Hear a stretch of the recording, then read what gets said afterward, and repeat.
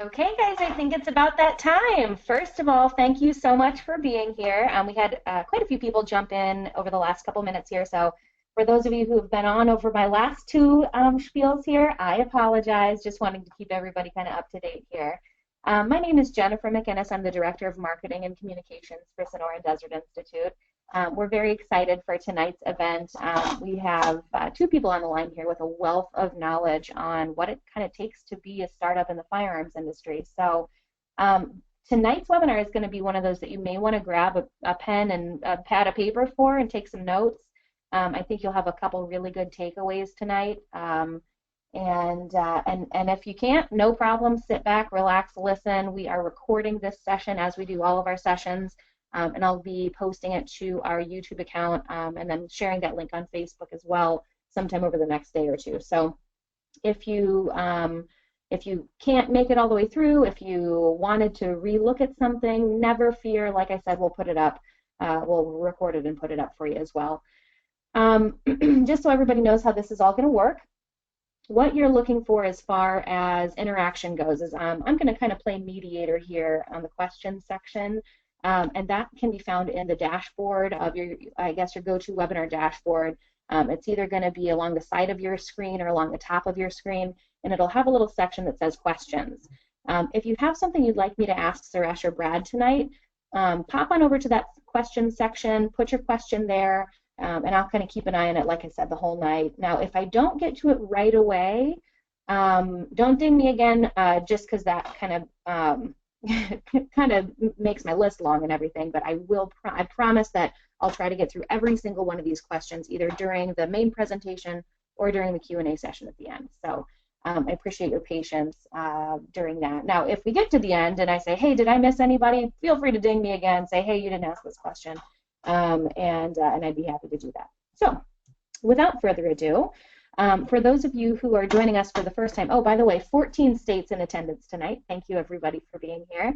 And I'm going to just go ahead and get rolling because I don't want to waste too much time. I really want to get into the nitty-gritty bit of this. So let's go ahead and I'm going to, for those of you who don't know who we are, especially for those of you in first-time attendance tonight, SDI is kind of a unique situation for a lot of people. It's maybe something that you haven't heard of before.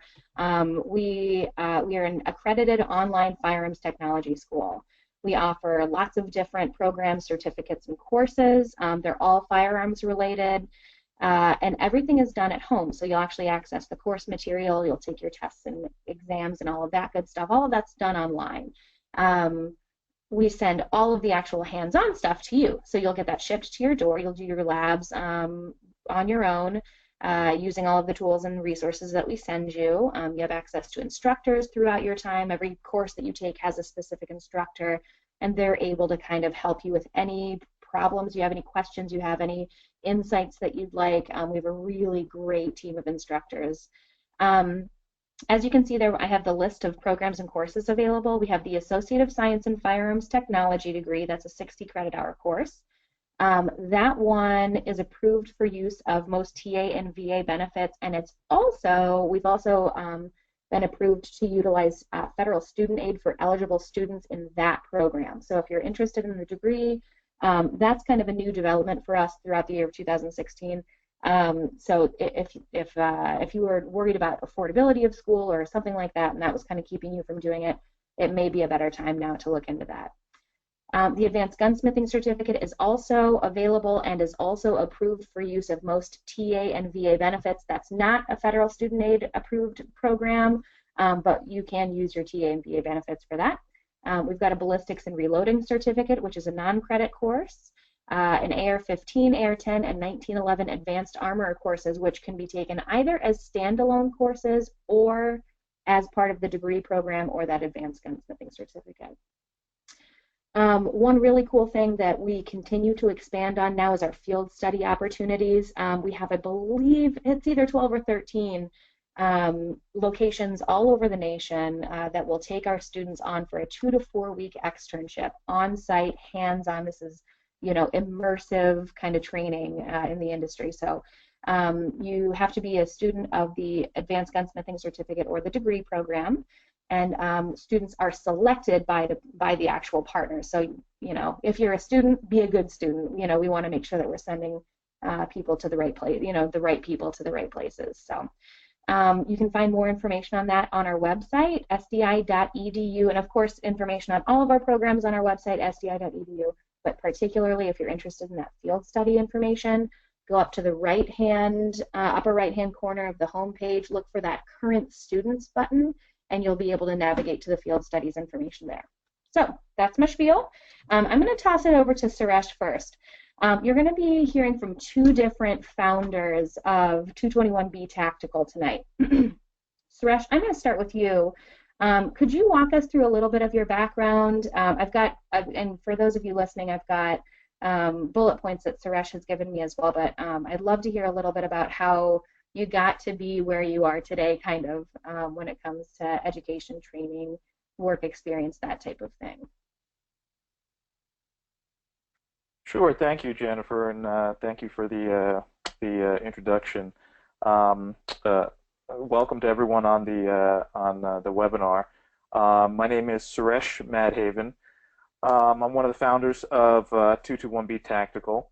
A little bit about me, just kind of so you kind of have an idea of whose voice you're hearing. Obviously, you see a little bit of the bullet points and see my photo there. That photo actually is from SHOT Show, where I was actually holding a pretty sick rifle, so it's actually a great photo at the guys from Geotech over there. A gun I wish I actually owned, but I think it's actually worth more than my first car. So I was born on Staten Island, New York. Early on, elementary school, moved to New Jersey, to a small little blue-collar town, Mile Square. No one even knows where it is on the map.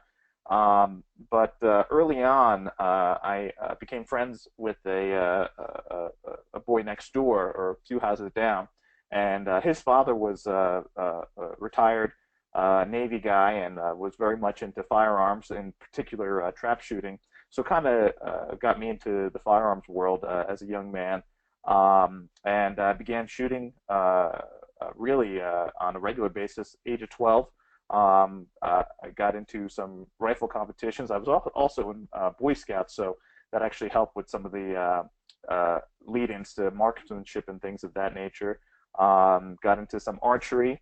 Actually won a few competitions along the way. I lost many, and but those were all learning events.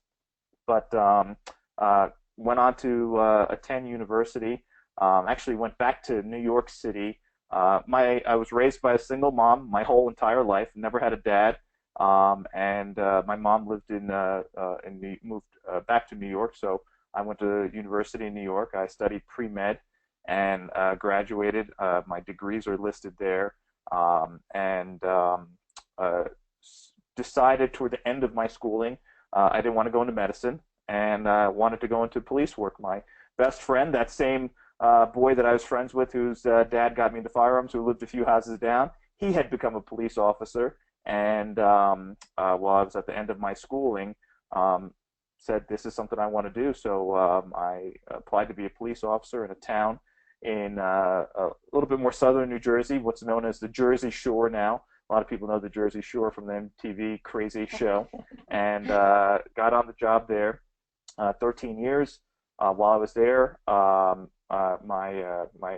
guess my skill in firearms led me to be selected to be a firearms instructor, and became certified on the AR police rifle as well, and was proud to be one of I think at the point when before I left, there was only two of us that were master marksmen in the marksmanship, and that was pretty tough to attain because you had to consistently score scores of 97 on your biannual qualifications.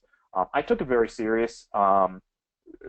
Having a firearm on your hip is not just there when you're an officer, so I took marksmanship and knowing the gun in and out very serious, because in a time when you need to pull that thing out, you don't want to wish you spent more time on the range, and you don't want to wish you knew the gun better. When you pull that thing out, you got to be 100% proficient of it, and most of us know that literally you could say hours ago, there was a 28-year-old police officer who had to pull his weapon in an effort to save people from someone who they're calling now a terrorist, a crazy guy, and he had to draw his weapon and act quickly. And that's not a moment when you want to be wondering if you're going to know how to handle this weapon. So I really stress that to the new guys and the young guys that I taught firearms. And just outside of police work, I always was looking to expand my knowledge, and I found out about a course in California. It was just about learning different business strategies and narratives. I went to that, and that's how I met my business partner Brad, and soon quickly realized that there was a need and a concern that needed to be taken care of for people who wore body armor. I'll get into a little bit of that later, and started 221B Tactical. And here we are about 2 years later, and we're over $1 million a year annual revenue, and we're just continuing to grow. And I'm going to go into a little bit of our growth as we go along, but that's just the basic premise of me, and I think Brad has a little bit that he can speak of as well. Perfect. And I will send it over to Brad. Brad, we're ready for you whenever you are. I'm excited to hear about it.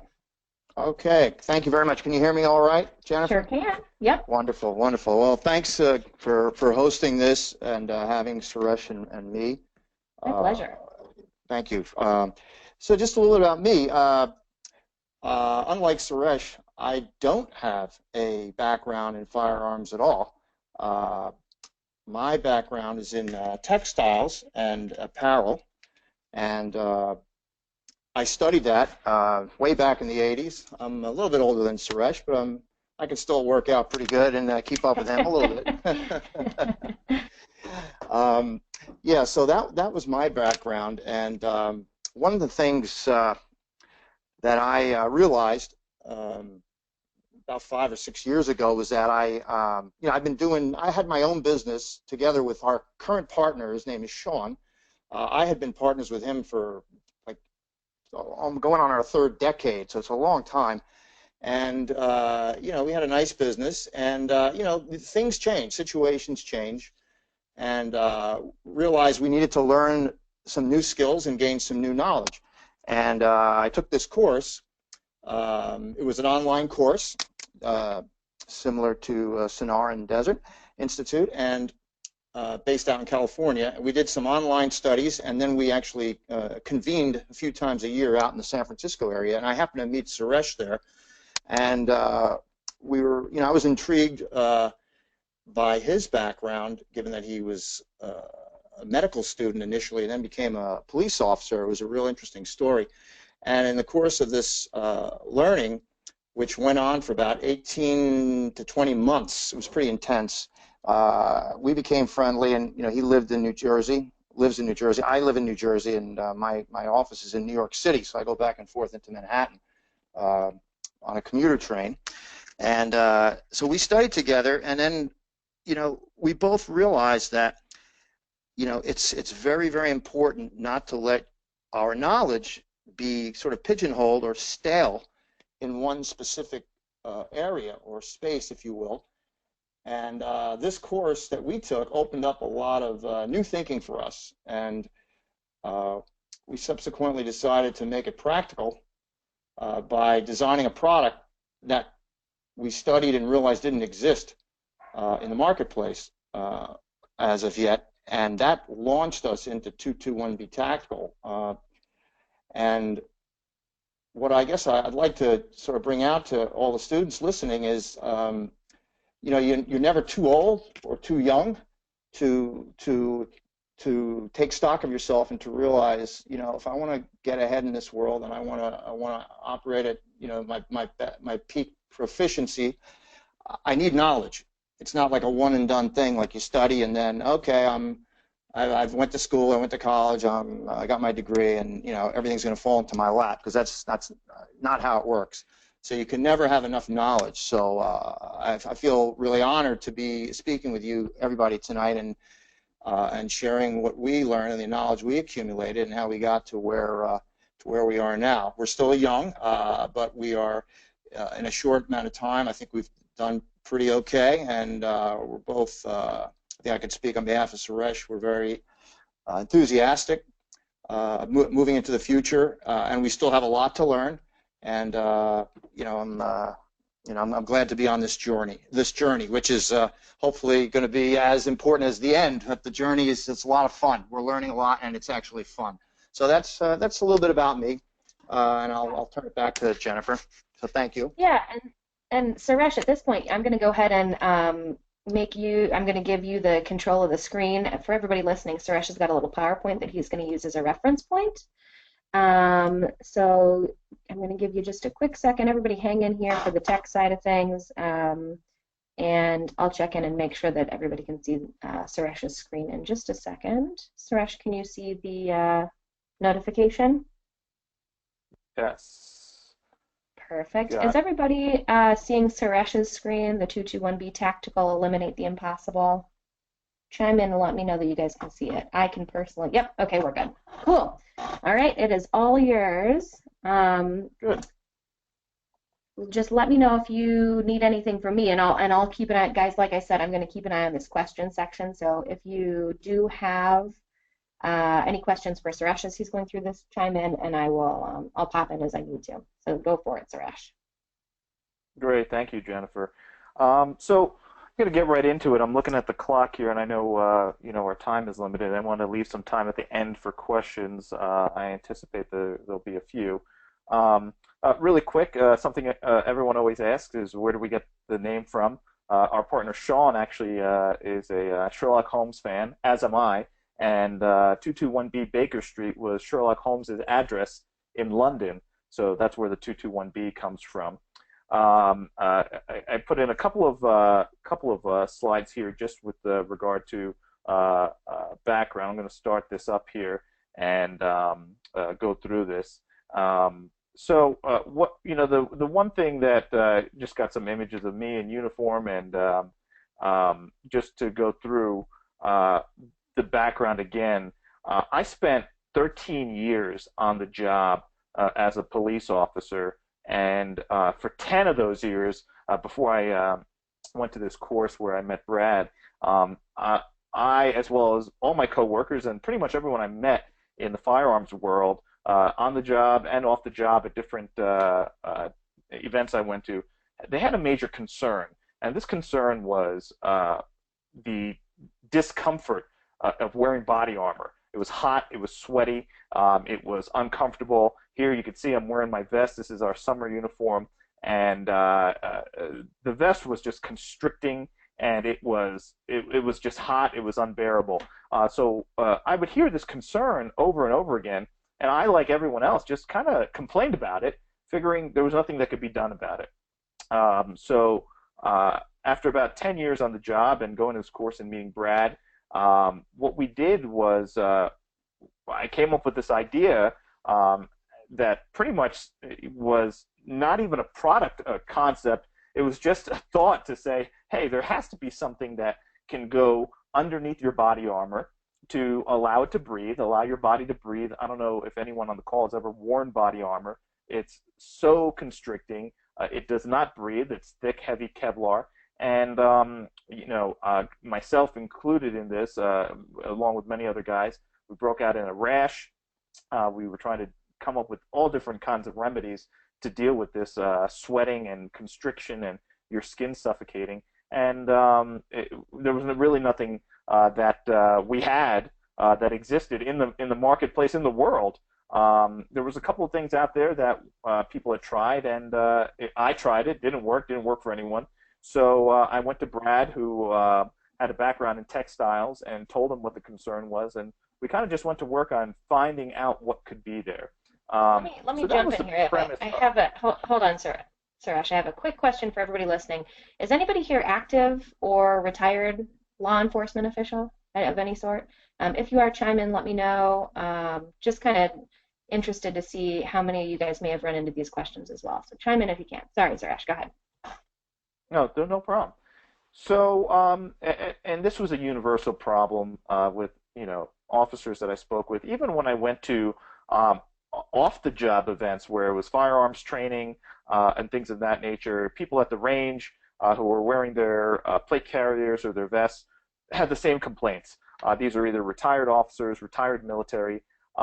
So I just said, okay, this is a concern. Now our course that we took taught us to read the world, which is, hey, if there's a problem that exists, don't be the person that just kind of sits there and complains about it.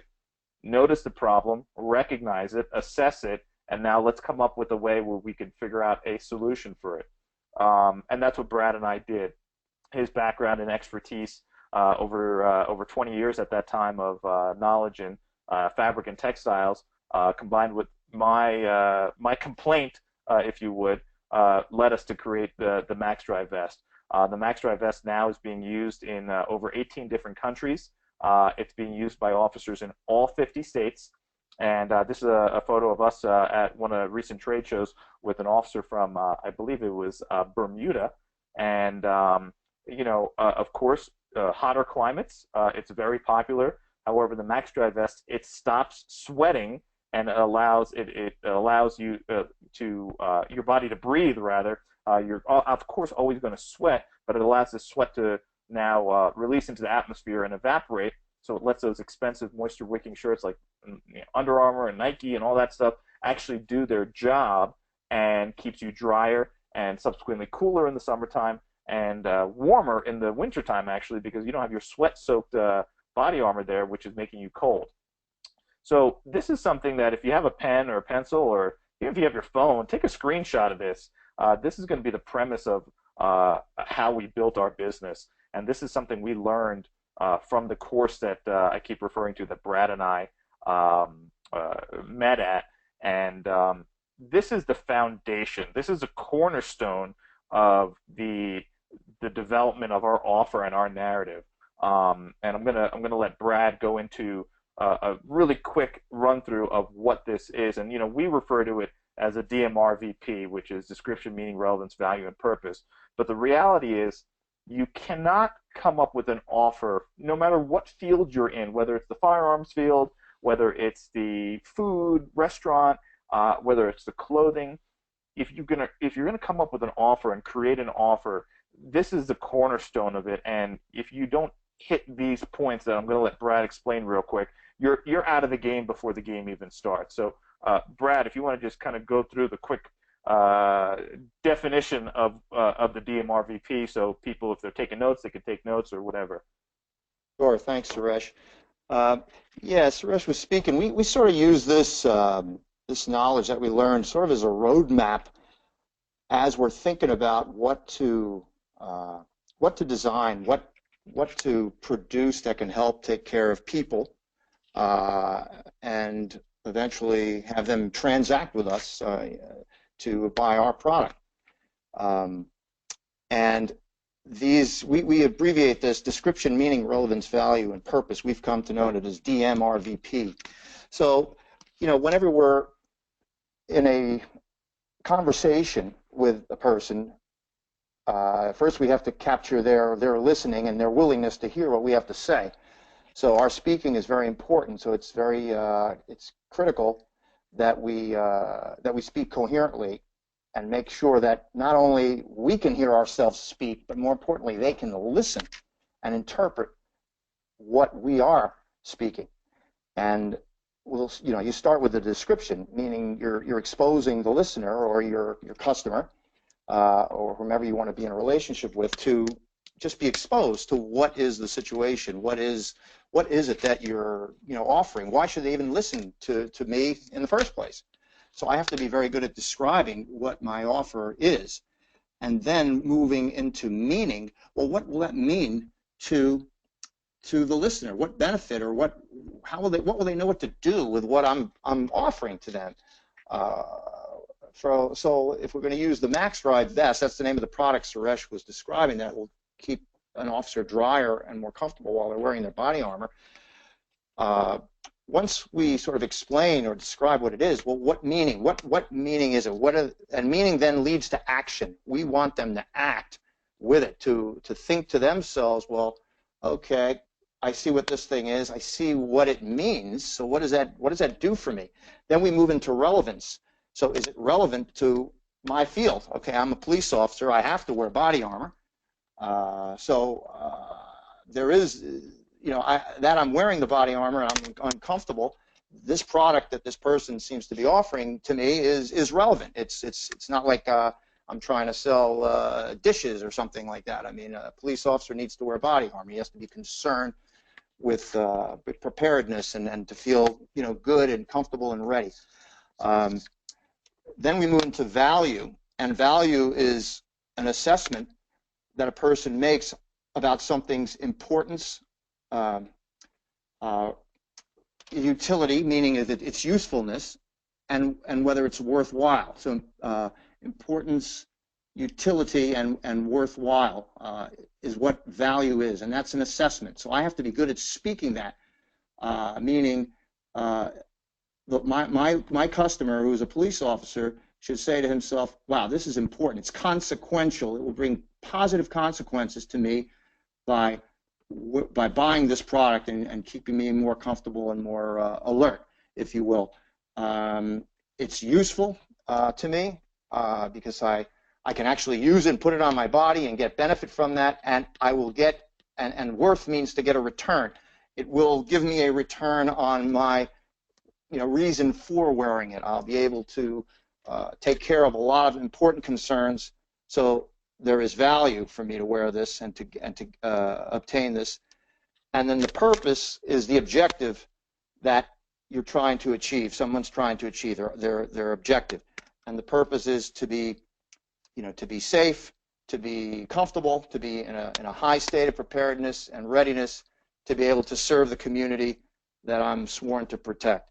So this is just a little roadmap: description, meaning, relevance, value, and purpose. We found it very helpful. We find it very helpful whenever we're designing an offer, whether it's something we're going to put on Facebook, something we're going to do a video on and put out on YouTube, or in a live meeting. It just keeps our thinking grounded, so we can design our product offers coherently, and we can speak them so the person who's listening really gets the meaning and the relevance, value, and purpose of what this means to them.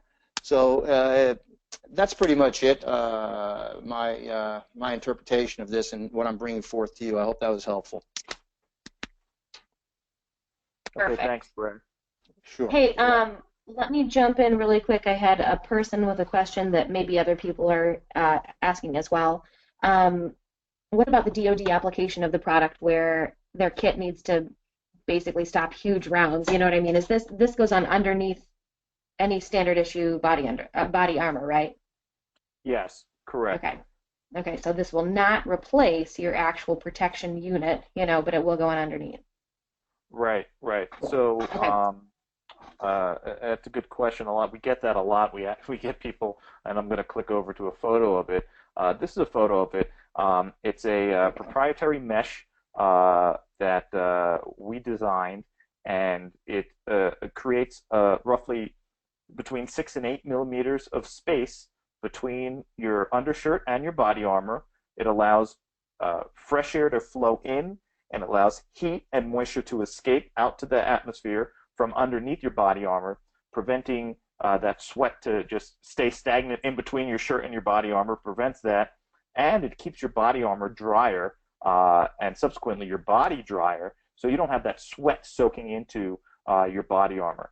This was a major concern among anyone wearing body armor, and it's even deeper concern for people in the military who they're wearing level 4 plates to stop the higher velocity rounds, like Jennifer just mentioned. So their vest, compared to a regular police officer's vest, is quite a bit, double if not more, the weight. So this was even a more of a concern for people in the military who are wearing those heavier vests and plate carriers. And we're actually getting into the domain of making these for the military. There's certain restrictions and guidelines, of course, that we have to meet for the military, but we understand it's a concern for them. For the police officer, whether they're wearing an internal or external carrier, this is something that is critical for them. This is a photo of it in white. We have some departments that have strict uniform policies, and they need it in white. So that goes to show you that you're always adapting when you're in the business, whether you are in, once again, the food industry or whatever. This is a product that is for police officers and people in the police tactical world, in the firearms domain. And this is something that we didn't even recognize early on. And we were just like, hey, tactical black, let's just make it in black, why not? But then we got these concerns that were coming in, and we're always listening. We're always, like Brad mentioned, we're always reading the world. You always have to read the world and always have to be cognizant of your ultimate clientele's concerns and their listening. And this was a concern as far as the color. So we're always evolving. This business is always fluid, and we get emails upon emails every day. Luckily for the most part, upwards of 95% of them are positive. But we have the 5% that say, hey, what would be great if you did this? What would be great if you did this? One of the things, and I don't know if you could see my mouse pointer moving, but if you could look at the neckline, one of the things early on was the neckline we developed was too high. So people, when they were wearing their body armor, the vest was rising up a little bit and kind of encroaching upon their neck. So we had to make a change. It wasn't a huge change, but we had to make a change right across the board of the vest, which led us to a product that was much more comfortable and much more feasible for the officer or whoever was wearing it. And we expanded once again in our second year with creating a vest that actually had bigger holes, bigger spacing in the honeycomb pattern, and was a little bit thicker instead of 6 millimeters, 8 millimeters. These were little changes that we recognized that we had to do. If we didn't, and this goes for business in general, if you don't change as the marketplace changes and the demands change, you're going to just get blown out of the water. When the iPhone came out, every other phone manufacturer, early on, there were some who were like, oh, phone without buttons, people aren't going to like this. There were reviews on major tech websites that said, people like buttons. People love their keyboard. People love buttons. This is like not okay. And major tech websites were saying this. And then what happened was there was a change, right? Malcolm Gladwell wrote a great book. It's called The Tipping Point. Anyone listening, if you haven't read it, I highly recommend it. It's a book I've read 3 or 4 times. And what happened, there was a shift where it went from no one's going to like a phone without buttons to all the other phone manufacturers saying, wait a second, if we don't make a phone without buttons, we're going to be out of business. So the shift occurred. And wouldn't you know it, a short time later, a company named Samsung started designing a phone which was almost an exact replica of the iPhone. And guess what? It had no buttons. So that shift occurred. And now the shift has gone to the point where if you see someone on the street with a phone that's a flip phone or it has buttons, you look at that person like they're like in the wrong century. So, that shift has occurred. So we're always cognizant of that, and you have to be, especially in the firearms and the tactical world. Things are changing so quickly, and technology is advancing literally every day. So if you're not cognizant of what's going on in the world and reading the world, you're going to get quickly left behind. I mean, like left behind like at an alarming rate. So it's not only important to know what you're creating and listen to the concerns of the marketplace, but when you develop something, always be looking at what else is out there, and don't be content. I tell people, don't ever be content. It's okay to have a new innovation that comes out. I would always tell people, when something new comes out, it's great to hold it in your hand and ogle it and tell all your friends about it and show it off. But people who are really business savvy will hold that new thing in their hand and they say, how can I make this better? What's missing? What would people love even more about this? And that's how you're innovating. That's the key to innovation, is to always be thinking about what's missing, what's next. I mean, the reality is, I just got this new iPhone 7, and people can say this is the best iPhone ever. It's thinner, it's lighter, it's stronger, it's super, whatever. And most people say, man, this is the greatest phone ever. I mean, how could they make it any better? Well, what people don't know is the iPhone 9 is already probably being developed by Apple. They've already made the 7 better. They already got the 8. They know what's coming out with the 8. That's old news. They're working on the iPhone 9.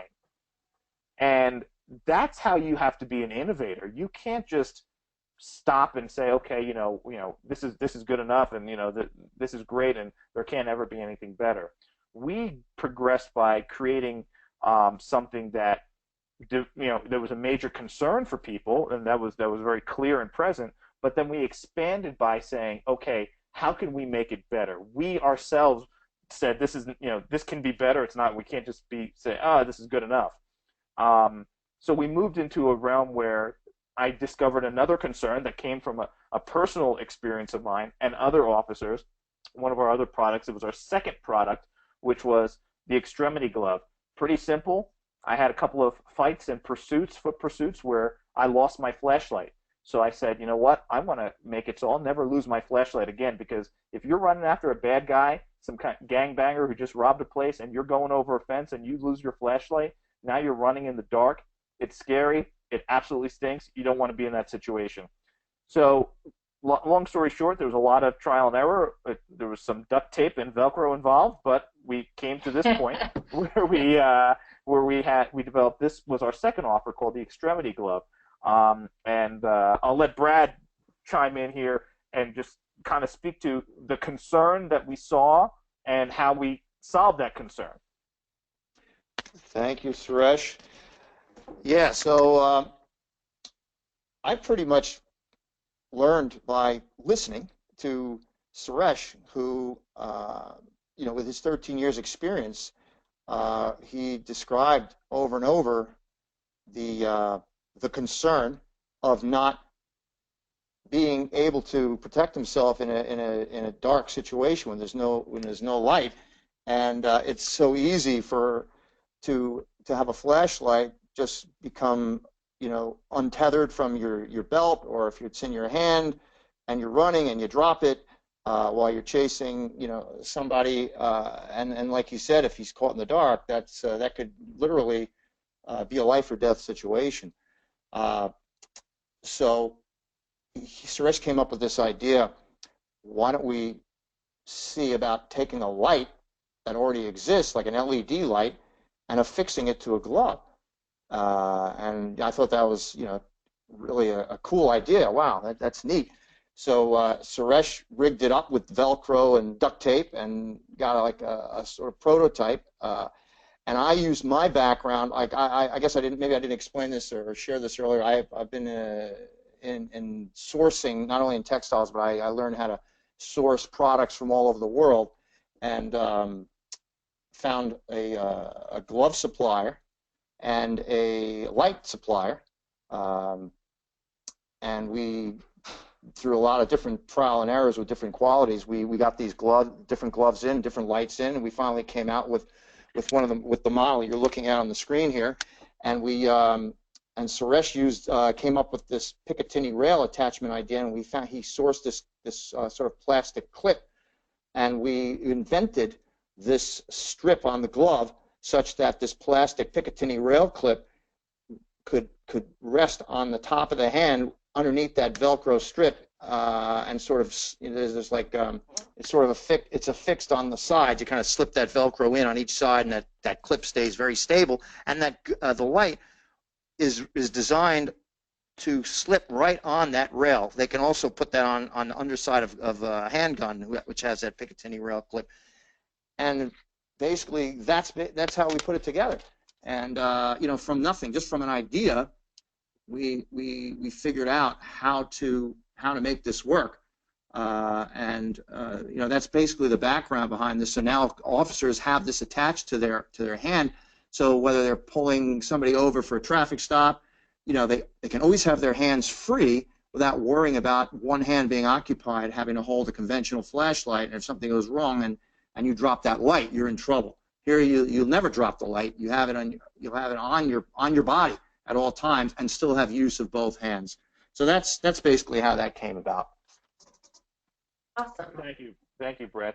So for everyone listening, you know, I spent 13 years, and one of the things I did as an officer, we were in a big motor vehicle stop town. We were at the Jersey Shore. We had a lot of drunks on the weekends. We had you know, if you guys seen the show, we had the Snookies and we had the whole crew and those people. We were dealing with a lot of people who were intoxicated. So when you're dealing with these people, you're pulling them out of the car. You know, you need your hands free. Some of these guys were big guys, and even when you're dealing with drunk people in general, I mean, I hope no one here has experienced it, but you may have. I would have to wrestle with these tiny girls. I'm talking about girls that were like 5'1", and they were intoxicated, and they didn't want to get locked up. So trying to handcuff someone in that situation on the side of the interstate with cars going by at 75, 80 miles an hour, and you had a flashlight in your hand, that just didn't work out. And here it was that as the years progressed, what they kept giving us as police officers were smaller and smaller flashlights.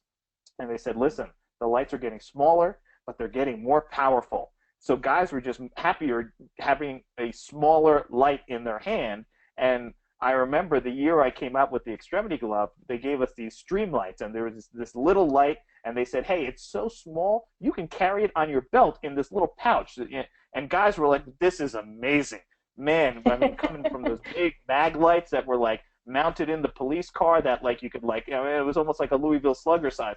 Now we got this little stream light, fits right on our belt. This is great. This is like sliced bread. It can't get any better. And I said, yes, it can.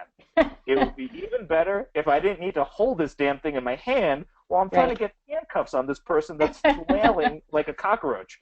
Right. So that's where that mindset is. You know, so for everyone listening, that's what that mindset has to be. It's that, oh, this is it. This is it. This is the greatest. No, it's not. There's always something else. And, you know, when I showed this to guys, and funny enough, it was one of those early streamlights that I duct taped and kind of jerry-rigged to my patrol glove, and the first guy who saw it said, oh, man, well, that's cool. I didn't even think of that. Now you don't even have to hold the flashlight in your hand. And I said, you know, that's the kind of thinking we need. We need this in the tactical world. We need this in the firearms world. We need people who are not just saying, okay, you know, this is great and this is good and you know, this can't be better. We need the people who are saying, how can this be better? What can make this even greater? And that is the premise of the glove. You know, I'm just watching the clock here, so I'll go through some of the other things. One of the other concerns I came up with while dealing with people, the town I worked in was next to a really bad town with a lot of gangbangers and stuff. It's called Asbury Park, New Jersey. Some people might know Asbury Park because that's actually the place where Bruce Springsteen is from. But it used to be a beautiful town, but it's bad news right now, unfortunately. And a lot of these guys we'd stop, they had edged weapons, and there was no patrol glove out there that I was comfortable to say this is a slash-proof glove. And there was gloves out there that they were slash-proof, all right, but when you had them on your hands, you felt like you had like mittens on. You couldn't even like pick anything up. And I said to myself, well, this is great. My hands won't get cut, but if I need to draw my weapon, I might as well just throw my gun at the person because I'm not going to be able to shoot it. So, and I said, how is this not possible? So once again, I went to Brad and I said, Brad, you're the expert with design and, you know, with materials. If we can come up with a glove that is slash-proof, slash-resistant, and it's going to take care of a concern for every police officer out there who's on the road, because you don't want to get your hands sliced or cut when someone has a knife, because if that happens, then you're completely out of the game.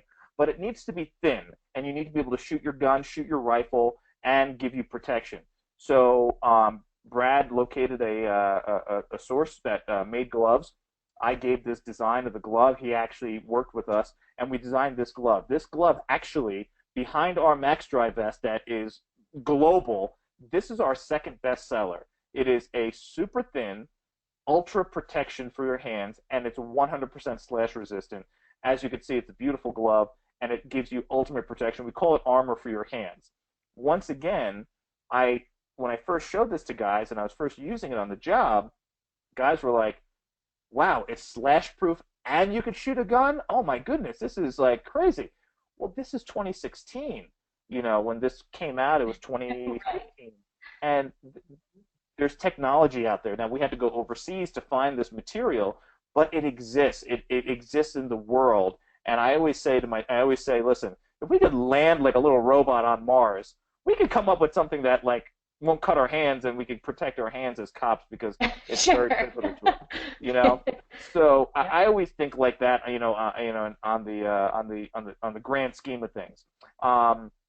Little things that we added to our offers, which we needed to because people were now coming to our website. We weren't the one-trick pony anymore because we knew we couldn't be. One of the things when you start a business, especially when it's a business based off a single idea, you have to be very cognizant of the fact that although we have patents and things like that, one day, at some point, someone's going to come along and try to copy you. Look at Samsung, what they did with the iPhone. Sure, they took them to court and they sued them for patent, whatever. However, Samsung is still putting out their phone, the Galaxy, and although they're like blowing up and you can't even walk on a plane with them anymore, Right. they're going to get past that. But the reality is, it's a copy of the iPhone. So Apple knew that, and Apple knew that, listen, we need to come up with other things that are going to keep people sticking to the iPhone. And they actually developed something that wasn't a tangible thing. What they developed was something called iCloud. So now if you had an iPhone, they want you to put everything in the cloud. It connects to your iPad. It connects to your MacBook. And now it's so sticky. Your whole world is in this iWorld that even if Samsung came out with a phone that they said, hey, ours is better than the iPhone, you're stuck. You got all your stuff on this iCloud world. Right. It's hard to go over. We knew that when people came over to our site to buy the Max Dry vest and purchase the extremity glove, things that no one else had, we needed to make it sticky. And that's something huge that you gotta, and I'll let Brad expand on this, is ruin people. And I know it's a little bit it sounds like a harsh term, but you really want to ruin people, because if you don't ruin them, you're opening yourself up to lose them. So Brad, if you want to expand on how we learned ruin. Yeah, right. Thanks. I remember we were learning that. It was like, what do you mean ruin? That sounds bad, right? You're going to ruin something. It means you're going to like destroy it. Well, in a different spin on that is meaning that a person is so ruined, meaning like in the Apple description, an iPhone, that sure, you can go ahead and shop Samsung or other brands, let's say, that say they do the same thing or a lower price and this and that, but you're inevitably going to circle back to the product that you've come to rely on and trust will take care of what you need to be taken care of, which means you're ruined. You can't really go anywhere else. You got to come back to that product, even though there's other things out there for you to ponder, but you're always coming back. And in that sense, that's what Suresh means when you gotta work to ruin people, and that's what we're after as well. I hope that was a good enough explanation where people can understand a little bit better what that means. Yeah, absolutely. Yeah, so that's part of what you want to do. So when you're thinking of starting a business and you have a product idea, you want to go through the DMRP, but you also got to be thinking, a few steps ahead on once you get the customers and you bring them into your world and they become a customer, how do you keep them? It's very important in this day and age with social media, Facebook, Instagram, Snapchat, that people have access to so many different things. You've got to be cognizant of the fact that exists, and you can't be ignorant to that. You need to make sure that you know that, hey, listen, people have something called Google. They could just say, okay, I'm going to find out what else is out there. So that's why we started offering these secondary and tertiary offers to keep people in. And we sourced, with my knowledge and my background, listen, what's going to be a great patrol knife? What were some of the guys? Listen, if you just carried around a pen and a Post-it notepad with you during the course of the day, and you made it a point to write down every time you heard someone crying and moaning or complaining about something during the course of your day, first of all, you'd be surprised about how many Post-it notes you go through. Second of all, you're going to realize how many potentially good ideas you have. So spend a day at the range with a group of guys. Spend a day at the range shooting, and just listen to people. Don't just listen to, how they're touting about their gun and the ammo, whatever. Be very cognizant to listen to the things they're kind of crying and complaining and, moaning about, and write them down. And now go back and think, hey, what's a concern that is very prevalent? Because if you can find a problem that is viral, that you pretty much can go to any range day or any police department or any SWAT meeting, and you're going to hear that complaint, you have something that you can work on, that you can now come up with an offer, and if the offer is valid and actually takes care of that concern, well, you're going to make a lot of money. Some of the other things we developed, on the job, winter gloves always got wet, always got soaked, hands always got soaked. I said, Brad, this is a simple one. Can we make a glove that actually doesn't get soaked and not just say it's waterproof and all that stuff? Can we actually make one that is waterproof and your hands don't get frozen from dealing with the snow? So we made one, and guess what? It wasn't too hard. We had to source the materials. We found it. We made the glove, and people, it was so funny. People were emailing us saying, hey, we bought your Equinox gloves. It's crazy. They're waterproof. And we're like, yeah, that's what we say. Well, we bought waterproof gloves before, but they just say they're waterproof. There you go. It's one of our top sellers. So that was a concern, listening. I was on the side of the road. There was a bad rollover accident. There was a whole bunch of cops there. We were putting out cones in the snow. It was like snowing. It was a bad storm a few years back. And every guy on scene was complaining about how their hands were freezing, how their hands were cold, how their gloves were wet. Guys were going back in the patrol car, throwing the gloves on the dashboard, cranking the heater. I said, Brad, this is ridiculous. We got to make a glove for people who can fire their gun, tactical world, that actually keeps their hands dry. So we did it, and it's one of our top sellers. Once again, that was just me listening to the people around me crying and moaning about what was hurting them. We developed bags that were very smart, taking care of concerns for police officers. Our Ultimate Patrol bag, which is the wide rectangular bag there, is very popular among people in the tactical world because we allow it to accept bulletproof armor. Once again, a concern for cops, especially people in the tactical world at the range. This bag is bulletproof, and we wanted to make it that this is going to take care of a concern, ambush situation for police officers in a car, thinking and reading the world, reading what's happening in the world. And what's happening in the world right now is people are walking up to police officers sitting in their car and shooting them. So let's give them a bag that's sitting on the seat next to them that they could actually maybe take up and use as a shield to give themselves a fighting chance. So very popular bag for us. This is a picture of the armor. Very simple concept. The patrol bag that sat in the car, that sat next to me for 10, 12 years before I started develop this bag and I started using, was a basic bag that was absolutely horrific. It looked like the junk drawer in my kitchen. It just kind of had a little everything in it, and it weighed about 100 pounds. And same for every other cop. No one knew quite what was in it, but they just had a lot of junk in it, and nothing was organized. This bag keeps you organized, and it can save your life because it has bulletproof armor. Now, when you say marginal utility, we've mentioned that a couple of times. Brad, if you could just quickly run through what marginal utility is. Huge point. If you have a pen, write it down, because if you don't follow this principle of marginal utility, you're done, and you're going to just completely be ousted out of the marketplace.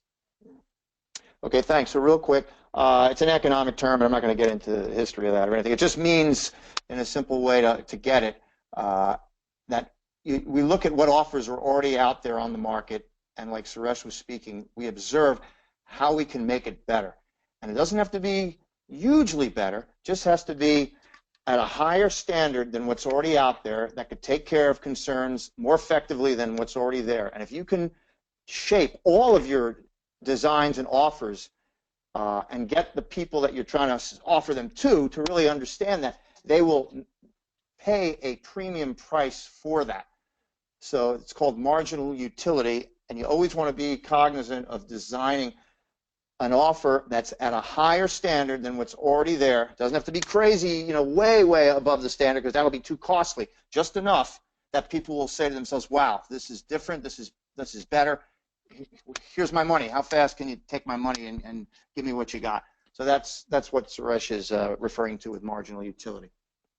Yeah, it's a simple concept, but it is hugely, hugely important when it comes to the business world.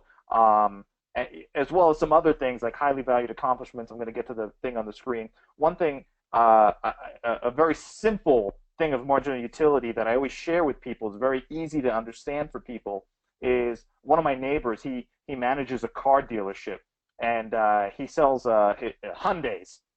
And on this car, Hyundai, the brand Hyundai, has come quite a long way over the last few years. And as they grew, different Hyundai dealerships were popping up, and one popped up not too far from him. And he said, they're selling the same exact cars, then they're selling them for pretty much the same exact price. So he needed to come up with a way, and they needed to come up with a way to get people to come to his dealership to buy the Hyundai for $18,000, a great car at a great price, opposed to go to the other dealership who's going to try to sell it for like $17,500 or $17,800 and get the deal. So their marginal utility is, they said, hey, we're going to give away free oil changes. Free oil changes when you buy your car from us. It's something that in their labor department is a small cost, but it was just a little bit of marginal utility that people were coming to his dealership, buying the same exact car as the dealership that was nearby, and they were actually paying him a little bit more because they said, well, I'll pay a little bit more, but I like those free oil changes. I'm going to come to this guy. So that was his marginal utility, and he actually was able to charge a little bit of a premium, but his marginal utility was there. So I think it's a great example I give, the layman's term example. Highly valued accomplishments is something you want in your business, and you want to get them because people in the marketplace are going to look at that and they're going to respect that.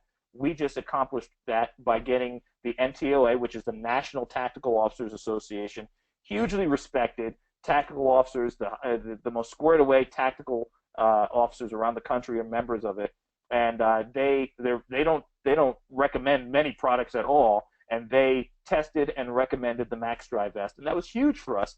And not only was it a big personal accomplishment, but when people come in and they look at the Max Drive vest now, they know they're like, oh wow, the NTOA recommends them.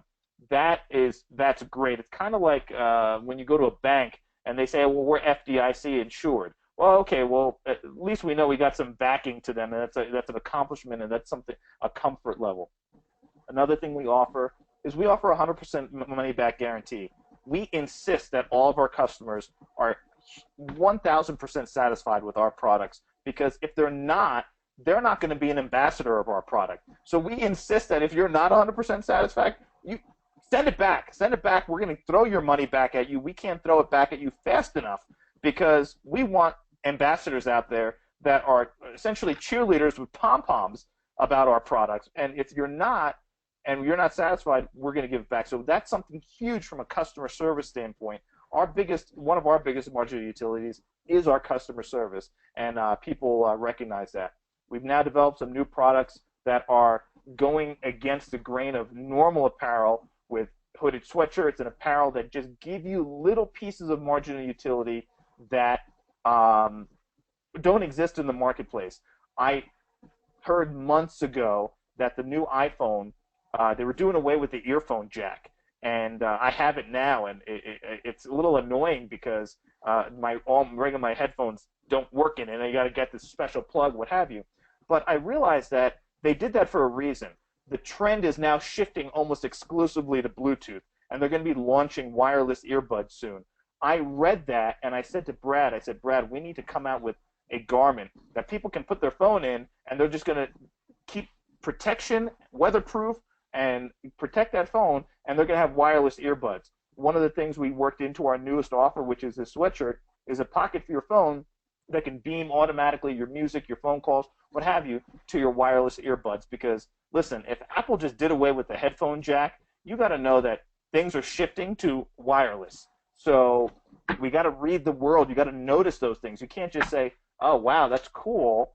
No, why are they doing that? And what is the shift in the marketplace that's going to happen now because they're doing that? And it's shifting away from regular headphones to Bluetooth. Little things we added. Amazon. Everyone knows Amazon. You got to read the market, and you got to be aware. If everyone knows and loves Amazon, well, that's something you got to hang on to and jump on and exploit. Not when we use the word exploit, it's not in a bad way, but to take advantage of it from a standpoint of making it a better offer for everyone. So we allow people now to pay with Amazon on our site. We do a lot of charitable stuff. This is me in Chicago, donating. We donated 100 vests to the officers in Chicago. Many people know Chicago is a war zone. These cops are putting their lives on the line every day. So now as we grow, we can grow our identity, and we can give back. Now, I caution people, when you start a new business, you got to be mindful of your dollars. You got to make sure you have money in the coffers. Luckily, we were a company that we were in the black within a month. But you don't ever want to start giving to charity if you yourself are still a charity, something we learned. So be cognizant of that. But your identity can grow when you can start doing things like that as you grow. So it's one of the great things of growing that we've gotten to that point. It's possible if you focus on the DMRP that we talked about, and if you focus on marginal utility. If you focus on those things and are laser focused on them, when you create your offer and make sure your narrative around your offer is powerful, it's going to be huge. We're developing a canine vest now. We have way too many dogs, canine dogs, in the police tactical world that have lost their lives because inadequate protection. So there is one of our products that we have been developing now that we're launching that is going to be a lifesaver for dogs. And we just looked at what dog vests were out there, and we looked at what was flawed, what didn't exist, where they fell short, and we created something that's going to completely blow everything else away, and that's our marginal utility. So we're going to be able to charge a premium if we want, and people are going to say, hey, listen, it's more, but we're going to pay because that vest is not only going to protect the dog better, but it's also going to keep them cooler and keep them from suffocating in the heat and what have you. These are all things that come from reading the world. Different offers we have, and I want to end it with, this is some of our marketing we do to hit the firearms and tactical market to let people know who we are, who we exist. Instagram, Facebook is huge. We got a 4.8 rating on our website now because of our customer service, because of our products that have marginal utility that are uncommon. They're not just everyday products. They're not the products you could find on 100 different websites out there. They're very uncommon. They're very unique, and that's what people want. And if you can come up with that uncommon marginal utility, people will pay you a huge, huge difference for it, and you will be wealthy, and you will have a smile on your face. And that's the whole premise of it. We want to take care of our families. We want to make sure that we can put food on our table, and we want to be free from financial concerns, live a good life. And, despite your situation, despite your age, despite anything, it's possible. And, I want to end on this. It's just a soft note. This was my dog, Austin. He's from San Antonio, Texas. He was a couple of months old. He was hit by a car, left on the side of the road to die, and when he went to the shelter, he was so beat up and mangled that no one even wanted him for $25. My girlfriend went and got him, put him on a plane, brought him home, and she brought him home. I said, this dog is going to die. You got to be kidding me. You brought this dog home to New Jersey? I said, are you crazy? And this is Austin today. That was just a 2-month transformation. If you saw him today, he's a whole new animal. And I showed this picture because no matter what your situation is, no matter what your financial situation is, no matter where you are right now, age-wise, career-wise, if you can focus on coming up with an offer that's a powerful offer with marginal utility, it's scarce relative to demand, and you follow the DMRP, you can create anything. We created a product from nothing, out of thin air, that started out of my garage, and I used my network of Brad and the other people I knew, and Brad used his network of the people we knew to literally come from nothing to a company that's making over $1 million a year now. So never look at your situation to say, I can't do this. You got to sit back and say, okay, how can I do this? And how can I make this happen? There's so much growth in technology in the firearms industry and in the tactical industry. Sit down, use your computer that can connect you to anywhere in the world, use your phone that can connect you to anywhere in the world, and be cognizant of what's out there for you, because like here with Austin, you could look at it and say, this is a hopeless situation. I don't got enough money in the bank to start a business. Listen, we didn't either, but we knew we had a good idea that was going to take care of people in this industry, and we went for it, and this is where we are now, making over $1 million a year, which is, I never thought as a cop, I didn't take a cop to become rich, but this is the power of creating a powerful offer to help take care of people. Awesome. Okay, so I have a couple questions that I think we're going to, there aren't a ton of them, so which is good, because I know that we're pretty much out of time, but I want to start with one of the more upper level business type of questions, and then we'll go, I do have some questions that are more product related as well. Calvin asks, how did you market your business? Was it more word of mouth, or did you invest in some advertising initially? And then Mark also says, so is it just kind of like active duty networking? Is that the key? I think a couple people are wondering, how do you launch? You know what I mean? How do you get the name out? How do you take that? How do you make that step? Yeah. Okay. Great. The premise that we started off of was we're going to use Facebook, and Facebook has been hugely instrumental in our growth. We discovered that you can actually pay Facebook to advertise to certain people in certain demographics, certain age ranges, certain interests, and certain likes, and we started doing that. We did a little bit with Google as well in the beginning, and we just started putting it out there. If anyone has a pen, I'm going to tell you to write down the name of this book. It's called Contagious, and the book is a powerful book because it speaks to marketing. And in the beginning, Facebook was a great way to advertise, and we did a little bit, and we were fortunate enough that it was such a unique product that a major police tactical online magazine did a story on us, and that got us a lot of worldwide publicity. So these are some of the things we suggest. Go to what's big for your demographic. If you're marketing something today to people in their teens and early 20s, you shouldn't even be looking at Facebook. You should be looking at Snapchat, because people in their teens and early 20s, I say we market on Facebook, and they're almost about to say, "What's Facebook?" And that makes me feel ancient. I know. Ancient, So they're like in that world. They're Snapchat, okay? So that is what you need to recognize. What's your demographic, and where are they at? What are they on?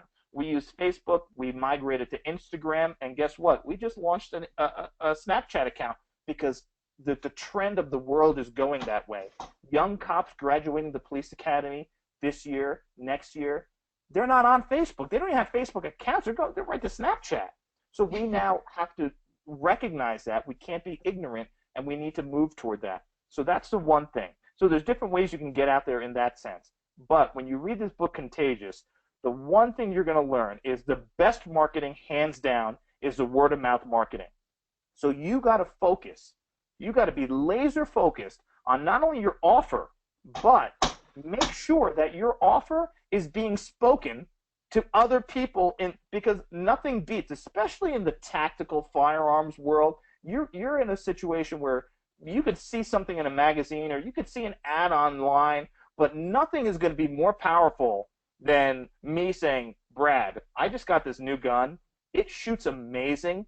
There's no recoil. It's unbelievable. You got to try it out. You got to try it out." There's nothing more powerful that's going to make Brad try that gun, consider that gun, try that product, than me speaking it to him. So we realized that the most powerful marketing we could do is to get the cops that are using our products to tell everyone else about it. So we started doing strategic moves to kind of entice and incent people to start talking about us, and that completely changed our business. So I hope that kind of answers that question a little bit. Yeah, I think it did. And could you give me the name of that book again? And you don't happen to remember the author, do you? I don't remember the author, but Burger? Does that sound the right? name of the Jeremy book is says called maybe it's Contagious. Burger. Book title is Contagious, everyone that has, there are a couple people that asked. Yeah. And Jeremy says maybe by Burger. Yes, yes, that's it. Is that right? Okay. Yeah. Okay, cool. I've Awesome. read it 3 times, and that I've Thanks, had the Doug. book for less than a year. And Jeremy, both of you. Jonna Burger, looks like? Jonah Berger, that's it. Jonah Burger. Yep, Jonah Awesome. Berger. Okay, cool. I can't recommend people reading that book enough. Okay. Good. Good, good. Okay, so I have questions about a couple of your products. Oh, you want an insight? Do you want a request? Jeremy has a request for a product. Sure. When you were talking about the glove with the lamp on top, you know, that you got the, he says, now get me a glove light with a tactical red so that I can triage patients under fire without giving away my position, please. That's his Yeah, request. so ironically, we have something in development now that is going to speak to that because we have officers who now, when they're in the car and they're writing a ticket, they don't want to have that overhead dome light on that's kind of like lighting them up. So one of the things we have in development is to make the light on the glove color changing. So if you're a medic, you're a corpsman, and you are in the field, and you don't want to give yourself away with a 500 lumen light, you can have that red light to kind of get to where you. And let me tell you something. We didn't even realize it because I developed this for cops, but people who are in the EMS, EMT, paramedic field, they said that this glove is invaluable because it allows them to do what they need to do when it comes to triage, and yet they can still see what they're doing, and they have both hands to do it. I mean, we talked to paramedics that said they were kind of putting the flashlight in between their lips and kind of like in their mouth and trying to work. And when you have blood and biohazards, that's not what you want to do. So this was huge for people in that domain too. So that's a great point. And yes, we're already on it. So great point. Thank you. Awesome. And then Hanson had a question about the actual temperature change with your mesh. He's saying as a control, our body temperature would go up as much as 20 to 30 degrees when in hot environments. He served in Iraq with his level 4 kit, and he wanted to know kind of what the temperature change might be if you have stats on any of that. So we had one test that was done by an independent body armor manufacturer using heat mannequins and all kinds of crazy sensors and thermostats. And I believe, Brad, correct me if I'm wrong, he saw a 23-degree difference. Yes, right. It was 23 point something degrees difference, and that was just in their laboratory testing. But Sure. we had someone who shared with us something that kind of was a revelation to us. He was a gentleman who I believe was a firearms instructor, but he also had a background in some kind of engineering. And he made it a good point. He said, listen, when we were talking and going back and forth, and someone had asked, well, what's the percentage airflow increase? And this guy, he's a smart guy. He's an engineer and a firearms guy. He said, it's 100 because you're going from a situation where you have that vest against your shirt, your skin, and there's zero airflow. Yeah, Now yeah. you're opening it up, and now you're giving complete airflow. I mean, aside from just taking the vest off completely, he said, so the percentage increase you can say is 100% because you went from nothing. Right. You went from nothing, so you have 100% more airflow than nothing. Yeah, literally any airflow would be 100% increase, right? Going from a little airflow to now you get no. You went from 0 to whatever it is that you have. That's 100%. Yeah. There was a question about the bag here. What level protection does the bag offer, or does it require level 4 plate insert? Okay, so we have the level 3A soft armor in the bag that can stop 9mm, 40, 45, 44 Magnum. It also offers some stab and slash protection. That's just the level 3A. You can, in the slots of the bag, put in a level 4 plate, it's going to be very heavy, but with that level 4 plate can stop rifle rounds. Okay, perfect. I think that answers this question then. Okay, great. Yeah, I think guys, if you have not had a question asked, if you've put something in and I have not asked that question throughout your time, chime back in. I'm going to keep an eye on things for a second here. And other than that, we'll probably get wrapped up pretty quickly here.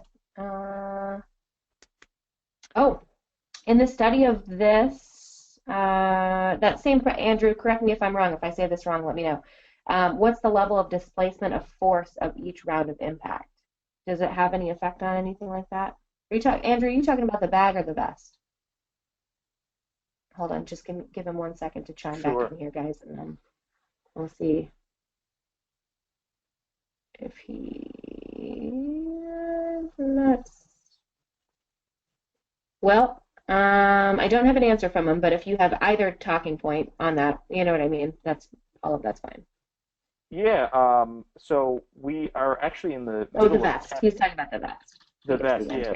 So we're in the middle of testing right now to see what the efficacy is of the I guess trauma attenuation that the Max Dry vest affords. Now, of course, it's a 8mm mesh that does have some cushioning property that goes underneath your body armor. So, from physics alone, you would assume that if you get shot in the vest, it's going to provide some sort of attenuation and cushion, opposed to having nothing there, opposed to just having your T-shirt on.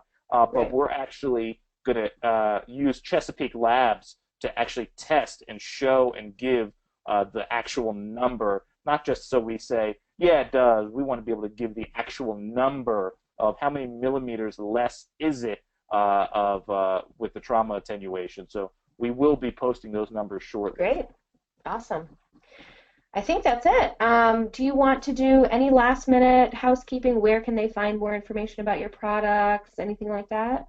Sure. Yeah, we would love to have everyone come by, visit our site. It's 221btactical.com, and we invite you to what we're doing now is something a little bit different. We're kind of creating something for like an insiders portion where if you sign up for our email list, you will actually get information about some of the products we have in development in our lab. You'll know about it before anyone else. We use the people on our insider email list to test a lot of our ideas and a lot of our concepts. So we invite you to come to our site, sign up for our email list. You'll be the first to know about our products in development, kind of like the secret squirrel stuff we have going on. And we'll also be able to now give you your insight. And we also have the ability to, the people on our email list are among the first people to get prototypes. So if we have a prototype of something, we go to the people on our list that are active with us, and we say, hey, hey Joe, hey Bill, hey Jennifer, we got this new thing. We're going to send you one. Try it, give us your feedback, and guess what? In the end, when we launch the product, you're going to have that for free, whether it's a $50 product, a $100 product, a $200 product. So the people on our insider list, our mailing list, actually have a lot of different perks than our basic just Facebook followers and Instagram followers. So we invite everyone to come in and email us. Email us at sales@221btactical.com. And if you email us letting us know that you were on this call, on this webinar, we're going to extend you a 15% off anything you want on the site. Oh, awesome. Very, very cool. Okay, guys. So if you have questions, sales@221btactical.com. If you have questions about SDI, you can do that at admissions@sdi.edu. And that about does it for us. I really appreciate you two, taking all the time. I know you guys are busy, busy guys. So this was really good information. I appreciate your time. We're glad to have you with us. So. You're welcome. Thank you as well, Jennifer, and everybody who attended. Absolutely, absolutely. And just for anybody who missed it, we have recorded this entire session. I'm going to be putting it on the SDI YouTube channel, and then I will go ahead and share that link to our Facebook page. That's usually what we do every time we have a webinar. I'll also get the link over to the guys at 221B. So if you guys are Facebook fans of theirs or about to be, you can keep an eye out there as well for the recording of the webinar as well. So thank you all so much for attending tonight. We're so glad you could make it with us. We love these little webinar series. We'll have another one next month as well. So keep an eye out. If you're on our email list, you'll get an email about what the next month's topic is. You can also keep an eye on Facebook for that too. So everybody out there, have a wonderful night. Thank you so much for your time. And we hope to see you at a future webinar. All right. Thanks, guys. Thanks, Jennifer. Everyone have a great night. Yeah, happy holidays too.